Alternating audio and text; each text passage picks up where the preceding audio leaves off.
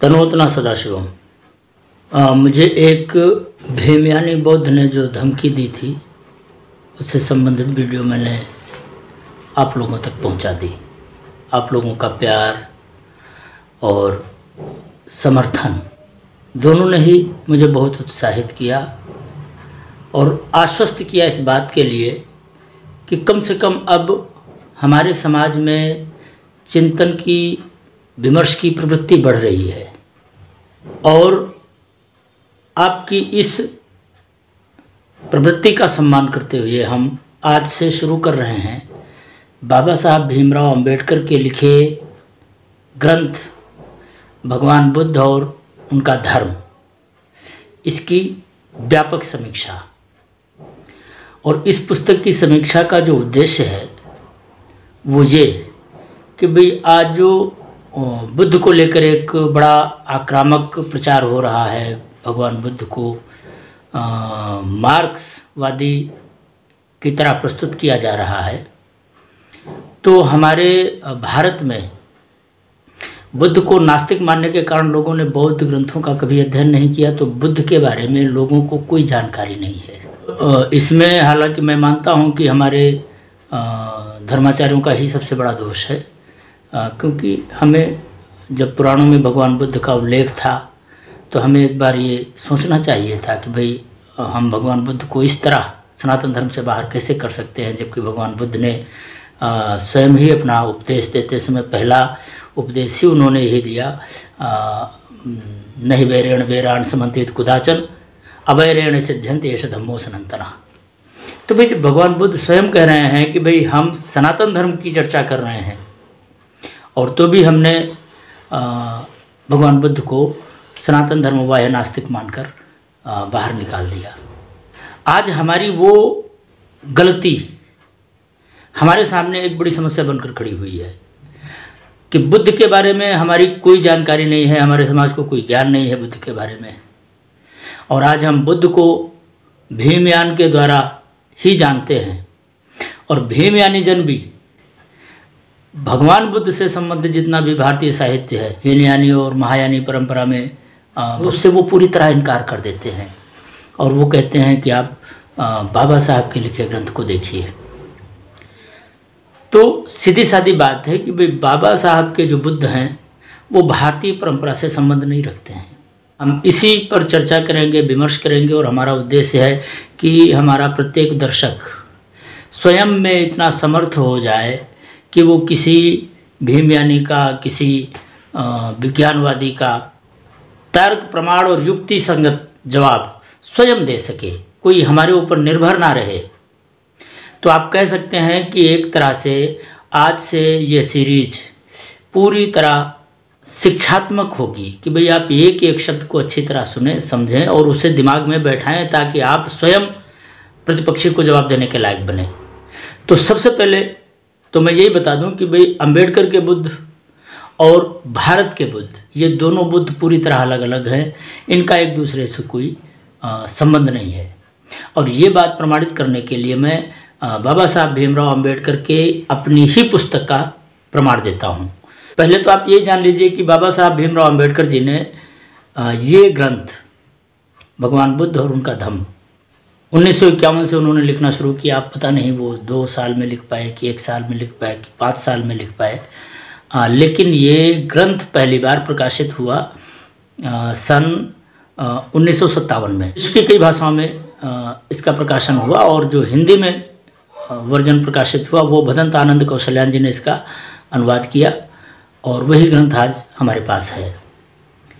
तो उन्होंने 51 से 55 के बीच लगभग मैं मानकर चलता हूं कि इस ग्रंथ का लेखन किया। उन्होंने बौद्ध धर्म की दीक्षा 14 अक्टूबर 1956 में ली नागपुर में, और दीक्षा लेने के तीसरे दिन अर्थात 16 अक्टूबर को लगभग 3 लाख अनुयायियों को स्वयं दीक्षा दे दी। मतलब कि 2 दिन में ही वो बुद्ध पुरुष हो गए थे।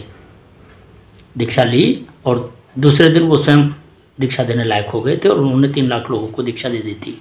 वो स्वयं स्वीकार करते हैं कि भाई भगवान बुद्ध का जो व्यक्तित्व है और उनका जो पूरा कर्तृत्व है, जीवन है, उसको संतुलित तरीके से प्रस्तुत कर पाना कम से कम किसी अबौद्ध के लिए काफ़ी कठिन काम है। अब दीक्षा तो उन्होंने ली 1956 में, ग्रंथ लिख डाला 1951 से 55 के बीच। तब वो बौद्ध नहीं थे, क्योंकि जब वो मानते हैं कि भाई किसी अबौद्ध को भगवान बुद्ध का पूरा चरित्र समझ में ही नहीं आ सकता, तो उन्हें कैसे समझ में आया, ये एक बड़ा प्रश्न है। दूसरी बात, दीक्षा लेने के 2 महीने बाद ही 6 दिसंबर 1956 को उनका महापरिनिर्वाण हो गया। अब 2 महीने में उन्होंने कितनी साधनाएं कर ली होंगी, कितना मानसिक संयम कर लिया होगा, जो वो सुखावती व्यूह में जाकर जन्म ले सके होंगे। तो जैसा कि उनकी प्रार्थना में है, इस ग्रंथ की प्रार्थना में अंत में उन्होंने लिखा है कि भाई मैं चाहता हूं कि मैं सुखावती व्यूह में जन्म लूं। तो इसका मतलब कि सुखावती व्यूह नामक कोई लोक है, ऐसा बाबा साहब मानते हैं। तो जो बाबा साहब के अनुयायी हैं ये कहते रहते हैं कि भाई स्वर्ग नहीं होता, नरक नहीं होता, देवी नहीं होता, देवता नहीं होता। तो सुखावती व्यूह क्या होता है, क्योंकि हो सकता है कि भाई हमारे भारत में नहीं है, जापान में हो, चाइना में हो, या कनाडा में हो, या अमेरिका में हो, इस धरती पर कहीं तो होगा। तो वो कौन से देश में है वो सुखावती व्यूह, जिसमें बाबा साहब जाने की प्रार्थना करते हैं, वो भी महापरिनिर्वाण के बाद, अर्थात ये शरीर छोड़ने के बाद। तो मतलब कि बाबा साहब शरीर छूटने के बाद कुछ लोग होते हैं जिनमें ये सत्व जाता है, ये तो कम से कम वो मानते हैं। तो ये सत्व जाता किस आधार पर है? अगर आत्मा नहीं होती है तो फिर प्रतिबंधन तो आत्मा के साथ ही होता है सत्व का, और आत्मा होती ही नहीं, तो फिर ये सुखावती व्यूह में जाता किस आधार पर शरीर चला जाता है? ये एक प्रश्न है जो लोगों से पूछा जा सकता है, आप लोग पूछ सकते हैं। ऐसे तो हम बहुत सारी बातें आपके सामने रखेंगे, अगर आप लगातार हमारे साथ बने रहेंगे, बहुत सारी बातें आपको मिलेंगी कि भाई ये अनपढ़ विज्ञानवादी लोग, उनको बुद्धि ही नहीं थी कि वो क्या लिख दें क्या ना लिख दें, क्योंकि कल कभी इसका मूल्यांकन भी होगा, कब पढ़े लिखे लोगों के हाथ भी किताब आएगी। तो दरअसल मूल बात ये थी कि भाई बाबा साहब दर्शन और अध्यात्म के विषय में पूरी तरह शून्य थे। वो एक अच्छे वकील थे, वो एक अच्छे अर्थशास्त्री थे, वो एक अच्छे राजनेता थे, लेकिन भगवान बुद्ध के बारे में जो उनका अध्ययन था वो भारतीय दर्शन परंपरा के आधार पर था ही नहीं। बाबा साहब भीमराव अंबेडकर का जो बुद्ध विषय ज्ञान है वो दर्शन और अध्यात्म की पृष्ठभूमि पर आधारित ही नहीं है। भारतीय परंपरा में जितने भी ग्रंथ हैं, वो चाहे हीनयानी हो चाहे महायानी हो, इन्हें अंबेडकर ने मानने से इनकार कर दिया कि आपने त्रिपिटक तो इनकार ही कर दिया, क्योंकि उसमें तो ब्राह्मणों ने मिलावट कर दी थी। तो फिर बुद्ध के बारे में जाना कैसे? तो बुद्ध को जानने का जो स्रोत था बाबा साहब का, वो थे professor S Raghavacharya, Shri R J. Jackson, Shri Winmer Reed, doctor Ranjan Roy, Shri E J. Taylor, Shri Leslie Boston, professor David Goddard, professor W.T. स्टास। अब देखिए ये जितने भी स्रोत हैं बाबा साहब के, ये सब भारतेतर भौतिकवादी लोग हैं। भगवान बुद्ध विशुद्ध संन्यास परंपरा के पोषक हैं।